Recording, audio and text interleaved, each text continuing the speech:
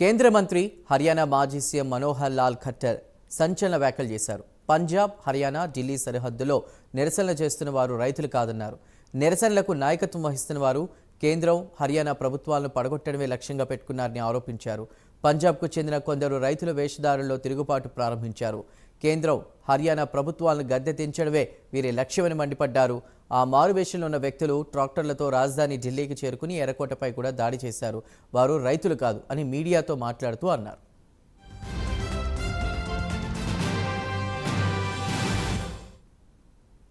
కాగా రైతుల నిరసనపై మనోహర్ లాల్ ఖట్టర్ చేసిన వ్యాఖ్యలపై పంజాబ్ కాంగ్రెస్ అధ్యక్షుడు అమరీందర్ సింగ్ ఘాటుగా స్పందించారు. ఖట్టర్ సీఎంగా ఉన్నంతకాలం తమకు ఒక్క సీటు కూడా రాదని బీజేపీకి అర్థమైంది. అందుకే ఖట్టర్ సాహెబ్ను సీఎం పదవి నుంచి తొలగించారని ఎద్దేవా చేశారు.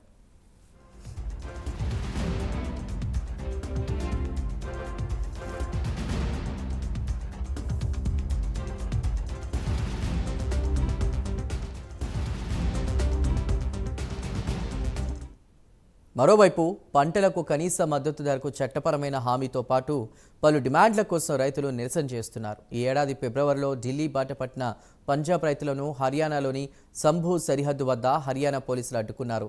రైతులు నాటి నుంచి సంభూ సరిహద్దు వద్ద మకాం వేశారు. ఆగస్టు 31 నాటికి రైతుల నిరసన 200 రోజులకు చేరింది. వచ్చే నెల 5వ తేదీన హర్యానా శాసనసభకు ఎన్నికలు జరగనున్న విషయమూ తెలిసిందే. రైతుల ప్రభావం ఎన్నికలపై పడుతుందన్న ఆందోళనలో బీజేపీలో నెలకొందని కాంగ్రెస్ సెటైర్లే వేస్తోంది.